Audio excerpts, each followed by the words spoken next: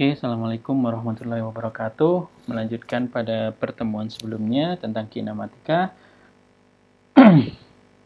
kita akan membahas gerak melingkar. Kita sudah membahas gerak melingkar kan, gerak melengkung kan ada dua, sebelumnya gerak parabola dan gerak melingkar. Nah, sekarang kita akan membahas gerak melingkarnya.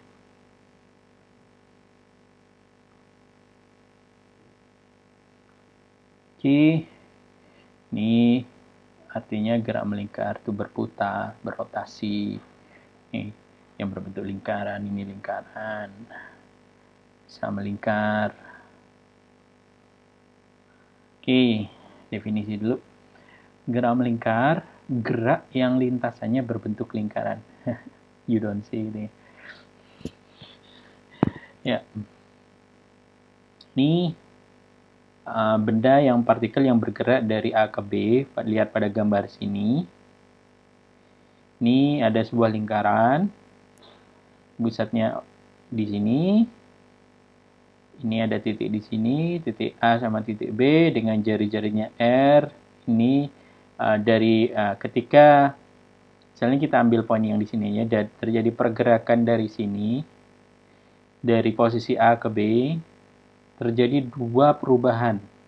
Pertama, ini perubahan jarak lintasan ini, lintasan yang DS ini, DS. Dan juga perubahan delta d theta, perubahan sudut. Oke, dan hubungannya adalah ds sama dengan r d theta. Besarnya ds ini bergantung pada r sama d theta. Oke. Nah, ada dua hal yang terjadi. Yang jarak ds ini, kita bahas jarak yang ds dulu. Ini adalah besaran linear atau lurus, besaran yang linear. Ini dan selanjutnya adalah d theta adalah besaran angular, besaran sudut. Nah, ketika berbicara perubahan ds ini, kita akan membahas yang namanya kecepatan linear atau tangensial yang sebesar v m dengan zeta m per s per sekon. Kita sudah membahas ini tentang kecepatan linear ini di sebelumnya, kecepatan lurus dan juga yang namanya percepatan tangensial. Nah, kita juga sebenarnya sudah membahas yang materi sebelumnya. Oke, selanjutnya yang perubahan sudut ini, yang besaran angular ini, dia menyebabkan ini kecepatan sudut. Nah, kecepatan sudut dituliskan dalam bentuk ini derajat per sekon atau radian. Ini kan bisa sudut itu bisa dituliskan dalam bentuk derajat atau radian. Nah, mungkin teman-teman juga sering lihat kalau misalnya dilihat barang-barang yang bor atau apa yang maksudnya ada yang kipas atau apapun yang berputar, itu bahkan sering yang satuan yang RPM, rotation per menit atau rotasi per satuan menitnya. Nah, selain ada kecepatan sudut, yang ini ketika perubahan sudut ini ada yang namanya percepatan sudut alfa. Besarannya derajat per s kuadrat, second kuadrat atau radian per s kuadrat. Oke, kita lihat-lihat gambar ini lagi yang tadi, yang lingkaran. Nah, yang ini, V-nya ini, yang tadi kita obrolkan tadi, misalnya arah putarannya ke sana. Nah, ini tegak lurus terhadap ini. Ini kan kayak garis singgung terhadap lingkaran ini, yang V ini besaran linear, atau disebut dengan kecepatan linear atau kecepatan tangensial. Nah, kita sebenarnya sudah membahas ini V perubahan posisi ds. Nah, atau yang sebelumnya kita belajarnya dx per dt. Nah, ds tadi kan sama dengan r d theta ini. Oke. Oke, atau bisa dituliskan ini, bisa dituliskan seperti ini, atau bisa dituliskan seperti ini. Nah, kalau kita melihat sudut pandangnya dari yang besaran angular, kecepatan sudutnya itu adalah ini, omega. Omega ini adalah perubahan sudut ini terhadap satuan waktu per dt. Nah, kalau kita hubungkan lagi, nah ini kan sama nih, d theta per dt, ini kan sama dengan yang ini. Kita masukkan ini ke sini. Ini kita gantikan sebentar biar lebih jelas. Oke.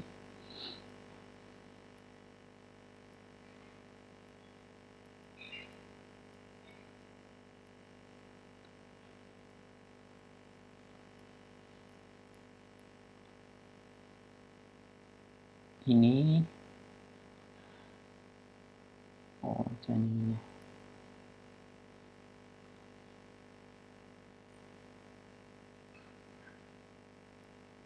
Kurvatur. Oke.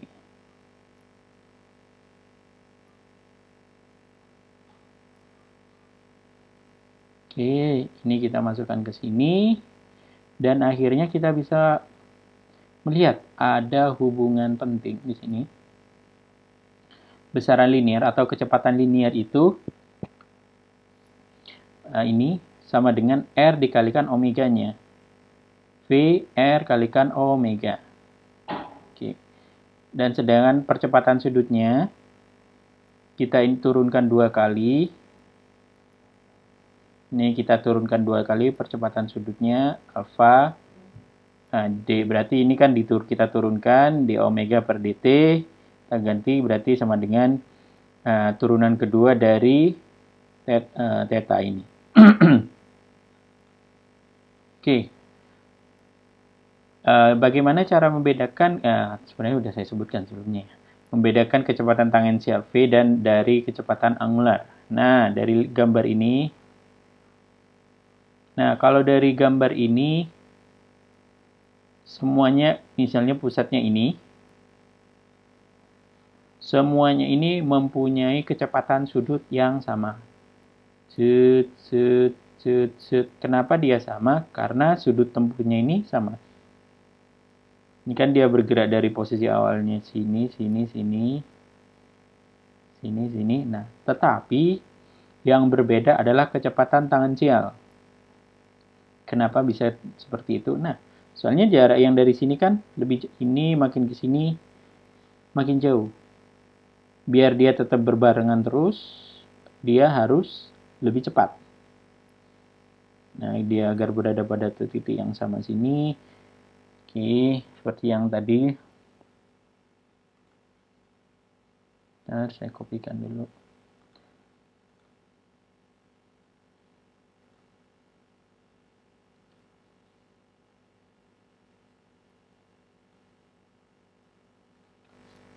Oke. V yang tangensial, kecepatan tangensial atau kecepatan linearnya itu dia bergantung pada jari-jari. Jadi makin keluar, ini jaraknya makin jauh, kecepatan tangensialnya itu makin besar. Nah, sedangkan ini tetap sama karena sudut yang dibentuknya itu sama. Karena omega yang saya sebutkan sebelum itu tergantung hanya pada d theta sudutnya saja. Oke. Nah, oke. Hal yang bisa diceritakan lagi bahwa yang bisa dari ini kan ini hubungannya linear. Jadi ini makin besar, misalnya ini ada ini yang merigo atau CD dan kita berdiri di ini. Jadi makin besar ini, makin besar omega, makin besar pula V-nya. Nah, dan untuk yang omega di semua titik-titik ini semuanya sama.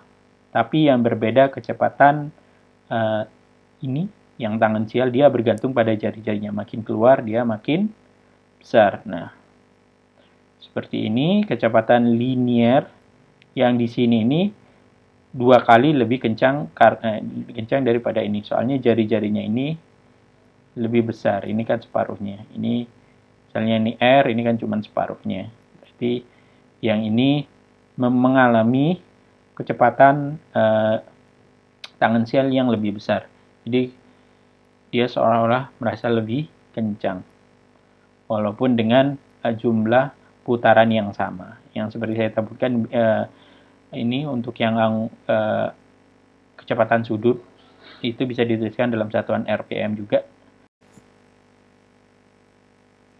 Oke, melanjutkan pembahasan tentang kecepatan sudut dan kecepatan angular. Ini bisa dilihat dengan hubungan roda-roda. Ini mungkin juga nanti sering keluar di soal-soal.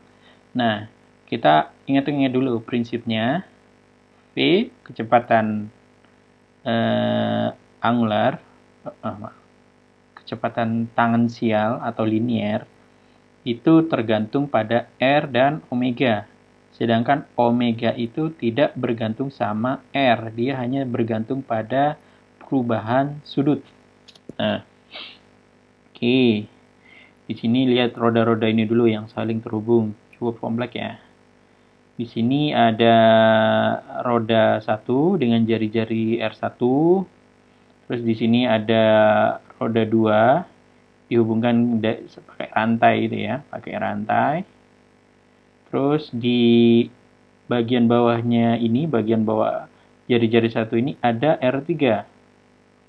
Dengan jari-jari R3 ini lingkaran ya, roda-roda yang ketiga dengan jari-jari R3, dan ini ada roda keempat dengan jari-jari R4. Oke. Ingat konsep ini bahwa V itu tergantung pada R-nya, tergantung pada R sama omeganya. Nah, jadi untuk yang ini misalnya yang hubungan antara roda 1 dengan roda 2, hubungannya baik-baik saja. Nah, hubungannya karena di sini dia kan ada rantainya ini. Nah, di sini kan ada kecepatan sudutnya, bukan kecepatan tangensial.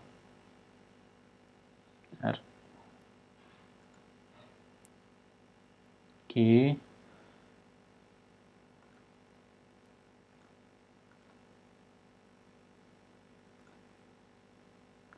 Nah, dia kan kayak membentuk, terlalu kelihatan ya. Oke, kita buat putih. Terus ketembalannya.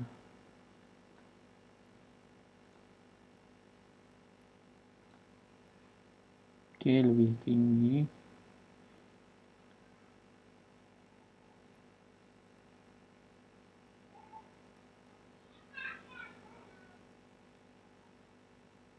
Oke, kecepatan sudutnya yang ini. Bukan, maaf. Di sini berarti, nah, kecepatan liniernya itu dari roda 1 ini sama roda 2 ini sama. Kenapa? Karena dia ini dipengaruhi yang si rantai ini, sehingga dia makanya ini V1, nah ini V1 sama dengan V2. Nah, kita bisa nuliskan omega 1 kalikan R1 sama dengan omega 2 kalikan R2. Nah, bagaimana hubungannya roda 1 sama roda 3? Nah, untuk yang roda 3 yang sudah saya sebutkan sebelumnya, karena dia berada pada yang poros yang sama dan bergerak dengan sudut ininya, dia tidak bergantung pada jari-jari, maka omega 1 sama dengan omega 3. Seperti itu. Nah, untuk yang hubungannya ini, yang roda 3 sama roda 4, sama yang sama roda 1 sama roda 2. Karena dia dihubungkan dengan rantai ini, artinya, ambil lagi yang ini.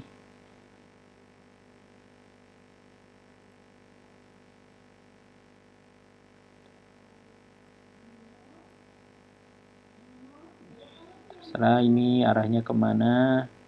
Ya.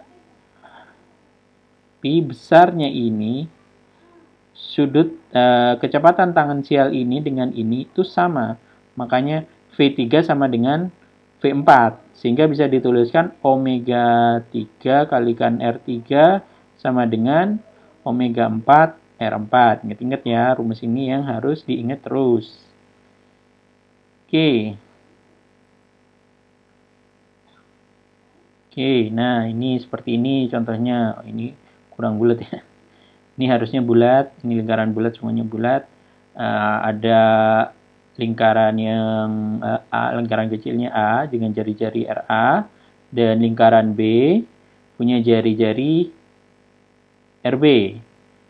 Nah, seperti yang saya sebutkan sebelumnya, karena dia punya yang poros yang sama di sini dan sepusat atau satu poros, maka omega kecepatan sudut atau angularnya itu sama.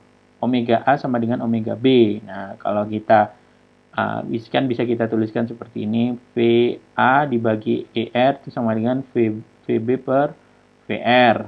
Nah, pada dua lingkaran yang bersinggungan atau yang dihubungkan dengan tali, yang tadi kan pakai rantai gitu ya. Nah, atau yang bersinggungan seperti ini. Nah, ini yang ini yang sekarang ini yang lebih gede, lingkaran A punya jari-jari RA. Yang ini diasumsikan aja ya lingkarannya bulat seser. Nah, ini jari-jarinya RB yang lingkaran B. Nah, karena dia bersinggungan, dia punya kecepatan tangensial atau kecepatan linearnya itu sama. Jadi bisa ditulis VA sama dengan VB. Sehingga omega A kalikan R, nah dari rumus ini, itu sama dengan omega B kalikan RB. Nah ini juga sama yang seperti yang saya sebutkan di tali tadi. Karena dia dihubungkan tali ini, maka kecepatan sudut lagi, yang linearnya itu sama. Jadi ini kondisi ini bisa dituliskan seperti ini. Oke, sekarang contoh soal jawab.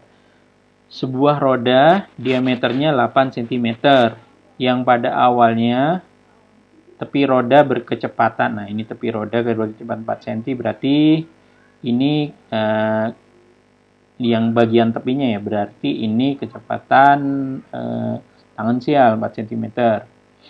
Kemudian dipercepat hingga tepi roda bergerak dengan kecepatan tangensial konstan. Nah, sebesar percepatannya sama dengan 5 cm per sekon kuadrat. Nah, yang diminta dihitung pertama kecepatan sudut roda setelah 3 detik dipercepat dalam satuan RPM, rotasi per menit, atau radian per second. Nah, yang B, kecepatan titik yang berjarak setengah jari-jari dari pusat roda. Nah, jumlah putaran yang dibuat selama 3 detik. Terus jarak translasi yang ditempuh roda setelah 10 second. Jarak translasi adalah jarak geseran yang linearnya. Oke, solusinya ini kita gambarkan. Ini anggap aja ya, gambarnya bulat penuh, lingkarannya bulat seser. Dia punya jari-jari R, arah yang ini V-nya, kecepatan tangensial, dan ini AT-nya, percepatan tangensialnya. Yang diketahui kan diameternya 80 cm. Otomatis jarinya kan separuhnya dari diameter, setengah dari 80 ya 40 cm. Nah, ini kecepatan yang di tepi atau kecepatan tangensialnya itu 4 cm per sekon. Dan percepatan tangensialnya dari kondisi ini kecepatan awal terus dipercepat dengan 5 cm per sekon kuadrat. Nah, berapa kecepatan sudut roda setelah 3 detik dipercepat dalam satuan RPM atau radian? Nah, kalau yang omega 0-nya seperti rumus tadi yang di awal bahwa V itu sama dengan omega R. Nah, ini dibalik berarti omega V per R. Nah, kita kan tahu omega awalnya karena kita tahu ini kecepatan tangensial awalnya itu ini V0 per R-nya. Ini berapa? 4. Masukkan 4. Sini 4. Dibagi jari-jari 40. Oke, 0,1 radian per second.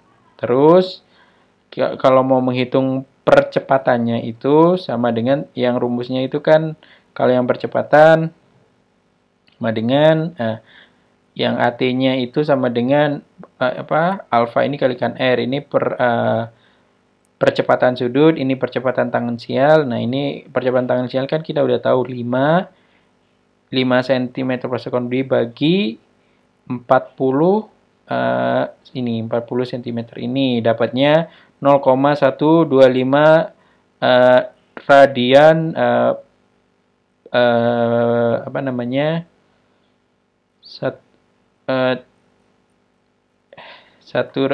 radian per sekon kuadrat. Nah, untuk menghitung omega percepatan sudut pada waktu tertentu kita pakai ini. Nah, sebelumnya kan kita sudah belajar bahwa VT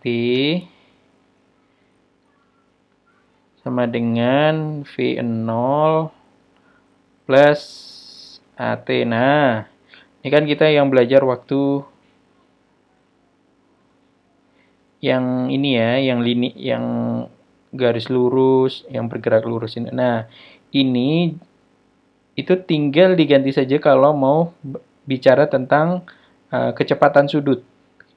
Ini V-nya jadi omega T, ini jadi omega 0, A-nya jadi yang A ini jadi alfa percepatan sudut seperti itu. Nah, karena omega T-nya pada saat 3 detik, nah ini 3, kita tahu omega 0-nya berapa? 0,1 plus 0,125 kalikan 3.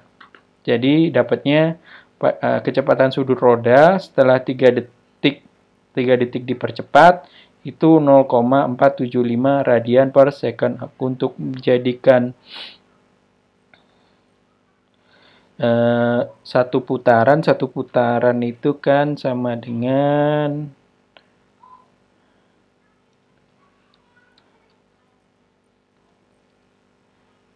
360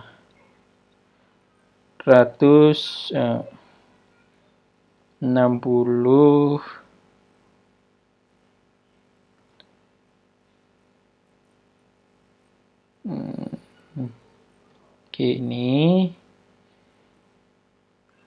satu putaran itu kan berarti sama dengan 360 derajat kalau di lingkaran. Saya harap semuanya paham karena dimulai dari titik 0 sini, muter sampai sini itu kan menempuh 360 derajat.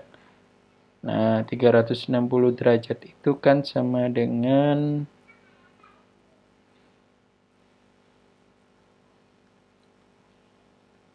2 pi ya.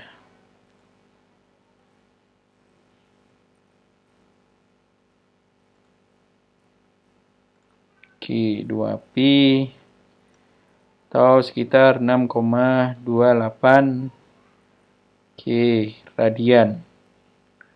Nah, kalau mau dijadikan RPM ya udah pakai hubungan ini, nanti langsung bisa dijadikan RPM besaran ini.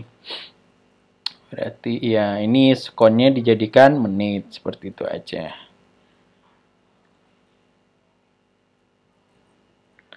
Oke. Yang A tadi kita udah ngitung ini ya, sama tadi saya copy ini lagi. Nah, yang selanjutnya kecepatan titik yang berjarak setengah jari-jari. Nah, ini kita diminta menghitung kecepatan tangensial pada titik yang berjarak setengah dari pusat roda. Nah, kan yang tadi yang diketahui pas di sini. Nah, gimana kalau yang di tengah-tengah sini, setengah jari-jarinya ini? Nah, setengah jari-jari pada saat T sekon. Nah, kan kita tadi udah tahu omega ketika 3 detik ini 0,475. Nah, ini kan pada saat jari-jarinya R. Nah, yang seperti kita pelajari tadi, kecepatan sudut itu tidak dipengaruhi oleh jari-jari. Makanya walaupun setengah jari-jari, kecepatannya ya sama, 0,475. Nah, di sini 0,475, ini dikalikan setengah jari-jarinya 20 cm, karena jari-jarinya kan tadi 40, setengah dari 40 ya 20. Jadinya 9,5 cm. Tadi kan berapa yang kalau fullnya itu kecepatan tepinya? Di tepinya di sini, oh ini tapi yang sebelum ya, maaf, tadi yang saya sudah dipercepat. Oke, jadinya ini 9,5. Nah, sekarang yang B, berapa jumlah putaran yang dibuat selama 3 detik? Nah, ini dari mana rumus ini muncul? Oke, sebelumnya kita kan juga sudah belajar yang di... Bentar, saya kopikan saja yang dari atas.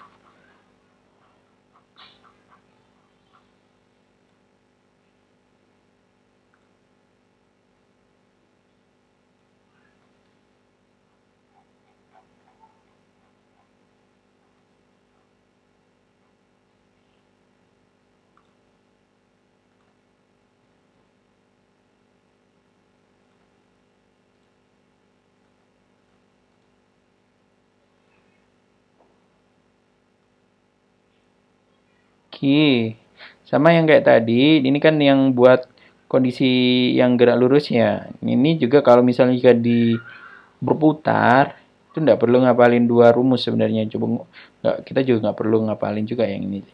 Yang ini kan, ini yang kondisi awal, posisi di titik A, ketika di posisi B, V kecepatan awal, setengah T kuadrat persis kan.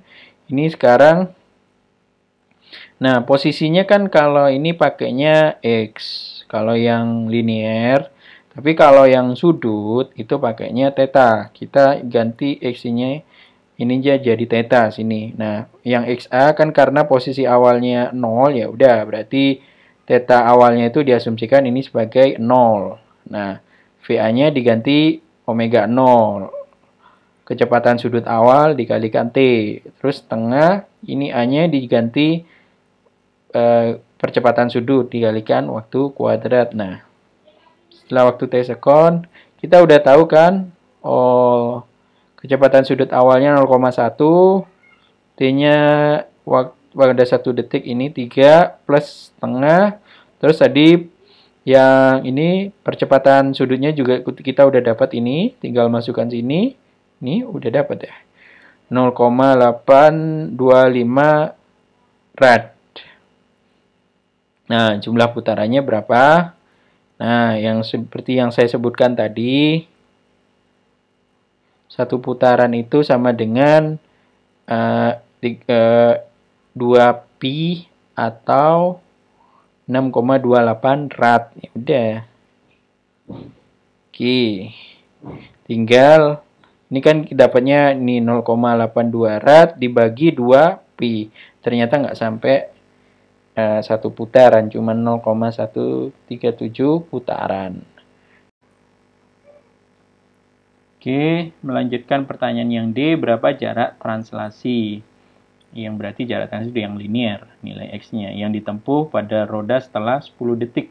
Nah, itu persamaannya adalah jari ini, X ini dikalikan R kalikan theta. Nah, tadi yang paling awal tadi ya, jarak translasinya. Oke, yang mana tadi ya? Oke, ini dia. Dikalikan theta.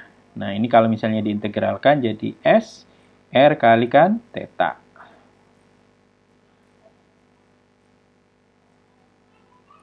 Nah, kita jari-jarinya udah dapat, berarti tinggal ngitung jarak sudut yang ditempuh, jarak yang ditempuh dalam sudut ini, dalam radiannya berapa.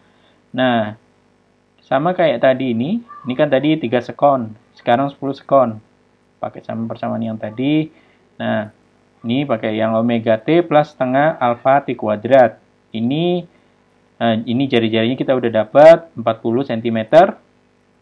Nah, ini kan tadi omega 0 kita dapat tadi ini 0,1, terus T-nya pada saat 10 detik, plus tengah kalikan ini kalikan percepatan sudutnya 0,125 kalikan 10 kuadrat. Nah, kalau dihitung didapatkan 290 cm.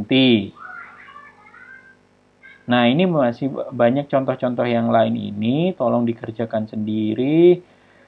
Nah, ini coba dikerjakan latihan, bisa jadi saya nanti ngambil tugasnya dari sini. Jadi kalau misalnya sudah mengerjakan, tinggal di copy paste saja ya. Makanya saya sarankan untuk mengerjakan semua soal contoh-contoh soal yang ada di PowerPoint ini. Ini juga membahas jenis-jenis gerak melingkar. Ini yang pertama adalah melingkar beraturan, di mana dia mempunyai kecepatan yang konstan di sini. V-nya 5, 5, 5, 5 terus. Nah, sedangkan melingkar tak beraturan, berarti kecepatan tangensialnya itu tidak konstan. Misalnya dari 5, 7, 10, 15 seperti itu. Ataupun bisa yang angka yang lain. Yang penting dia tidak konstan V-nya. Oke. Ini yang tadi adalah contoh gerak melingkar yang tidak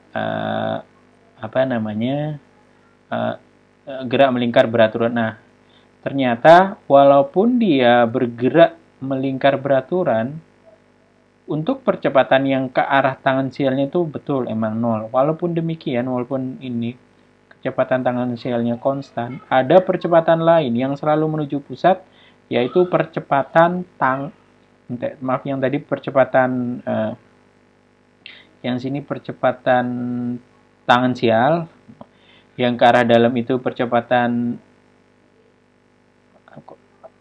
sentripetal, maaf. Yang ke dalam ini percepatan sentripetal yang selalu menuju pusat. Nah, AR. Nah, walaupun dia bergerak konstan, tetap ada percepatan. Kalau yang melingkar ini, namanya percepatan sentripetal. Percepatan ini selalu menuju titik pusat. Nah, ini dicontohkan pada ini. Yang tangan ini ketika digerakkan melingkar, ini ada tangan, terus gelas, terus ini ada lilin. Nah, dia ketika orangnya ini berputar, ada ini kan harusnya nggak ada angin kan, nggak ada angin, ternyata apinya itu mengarah ke dalam. Nah, apa yang menyebabkan tersebut? Nah, hal tersebut mengindikasikan adanya percepatan yang ke arah pusat perputaran yang di sini, yang disebut percepatan sentripetal. Percepatan sentripetal. Nah, sedangkan yang untuk ini, yang tidak yang perputaran yang tidak beraturan ini, dia berubah tadi kan V-nya 5, 7, 10, 15. Nah, ini walaupun AT-nya ini konstan kan, yang warna merah ini konstan. Nah, apa yang menyebabkan mereka ini? Ternyata ada ini perubahan percepatan sentripetalnya yang ke arah pusat. Percepatan sentripetal ini berubah-ubah di sini, yang paling kecil makin besar yang ditunjukkan makin besarnya tanda panah ini. Ini seperti ini. Yang tadi yang melingkar beraturan hanya percepatan sentripetalnya selalu konstan. Nah, yang ini ada ini percepatannya itu berubah karena ini vektor kecepatan total yang dialaminya itu dipengaruhi ini kecepatan. Ini misalnya ada orang terus ini pesawat kita disambungkan dengan tali terus diputar bentuk lingkaran. Yang ini tadi beraturan, ini percepatan sentripetalnya selalu konstan dan percepatan tangensialnya 0. Nah, jadi kepercepatan totalnya itu ke arah dalam saja. Nah, sedangkan yang ini karena ada perubahan, bisa jadi yang ini perubahan karena ini, yang berubah adalah tangensialnya atau yang sentripetalnya, itu menyebabkan perubahan percepatan total yang arahnya ke sana ini. Makanya melingkarnya tidak beraturan. Nah, kita bisa ini summarize, kita bisa simpulkan di sini. Untuk gerak melingkar itu bisa dibedakan ada V-nya konstan tadi yang sudah disebutkan atau V-nya tak konstan. Nah, masing-masing ada A-nya. A-nya ini adalah gabungan dari percepatan total ini dari percepatan sentripetal dan percepatan tangensial. Nah, ini percepatan sentripetal ini mengubah arah. Ini hanya yang sentripetal ini hanya mengubah arahnya saja. Dan dia besarnya selalu ini yang untuk yang gerak melingkar VS ini besarnya selalu konstan yang seperti saya sebutkan tadi, yang tangensialnya selalu sama dengan 0. Nah, sedangkan yang tak konstan ininya juga yang akhirnya ini tak konstan dan berubah dan AT-nya tidak sama dengan 0. Ini seperti ini. Dia tergantung pada R sama kecepatan sudutnya. Nah, percepatan totalnya yang tadi ini, yang dialami ini, itu adalah penjumlahan vektor ini plus ini. Oke. Sekarang kita lihat padanan gerak lurus dan gerak melingkar. Kita kan sudah belajar gerak lurus dan gerak melingkar. Nah, gerak lurus dengan percepatan ini linearnya konstan seperti ini kan, V sama dengan V0, kecepatan akhirnya, kecepatan awal, ini percepatan, ini waktu. Ini kalau misalnya dituliskan dalam bentuk kuadrat, ini hubungan langsung dengan jarak tanpa waktu, V kuadrat, V0-nya plus 2AS, ini S minus S0.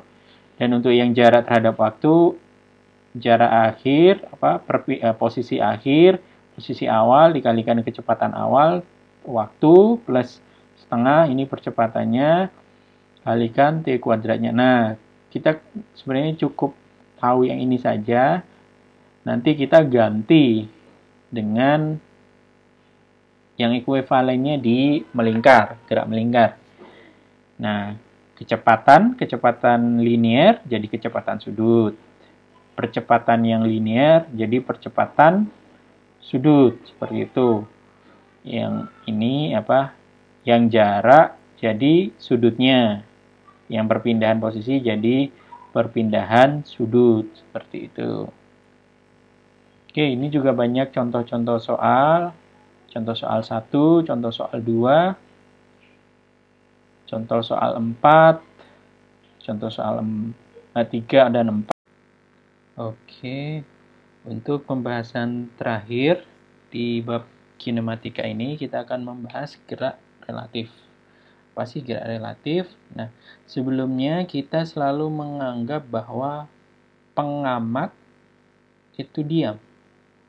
Pembahasan materi sebelumnya gitu, kita selalu berasumsi bahwa pengamatnya itu selalu diam seperti ini. Misalnya ini mas-masnya ini ya sedang duduk di pinggir jalan, ini ada dua kereta lewat, misalnya ini ada rel kereta gitu ya, dua saling berjajar. Nah, ketika dia ngelihat ini misalnya VA relatif terhadap ini karena diam ini,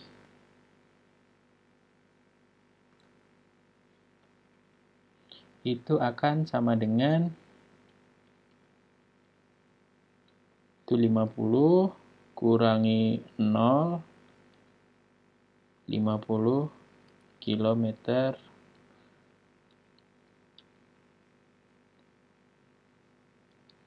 per jam.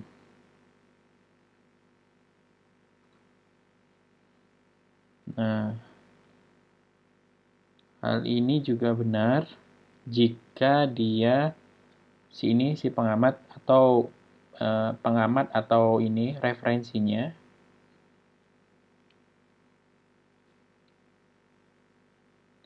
(60 kurangi 0) jadi 60 km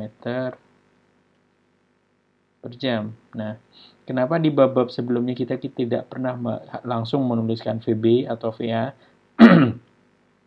Tidak mereferensi terhadap pengamat. Pengamatnya kan ini, misalnya diam, itu berarti kan tidak pernah dituliskan. Nah, karena hasilnya ya VBO itu akan sama dengan 60. Nah, hal ini akan berbeda ketika misalnya di sini ada Pak Masinis juga mengamati si kereta ini yang berjalan dengan kecepatan 60 km per jam. Nah, kecepatan yang dilihat oleh pengamat yang di sini, yang kereta A ini berbeda dengan pengamat yang di sini, yang sedang diam ini. Nah, itu biasanya dituliskan sebagai ini. A ini, ini berarti A, ini objek yang diamati, ini B yang belakangan, yang A yang penting, ini B-nya yang pengamat. Berarti kita masukkan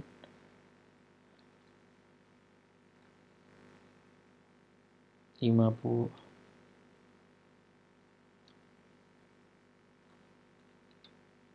puluh kurangi 60.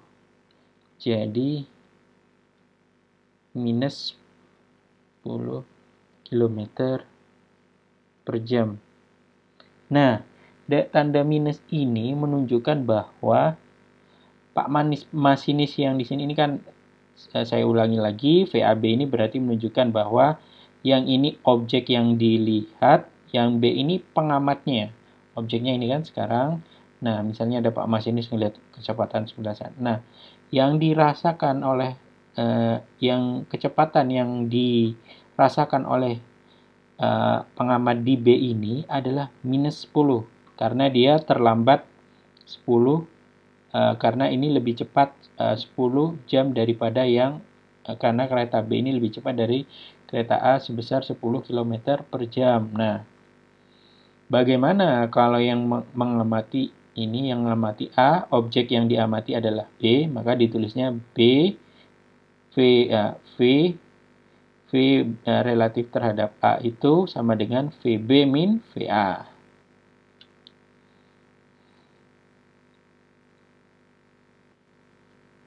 Oke, 60 minus 50. Berarti 10 km per jam. Nah, inilah pentingnya mempelajari gerak relatif. Nah, ini tergantung dari kecepatan yang dirasakan itu tergantung juga oleh pengamat.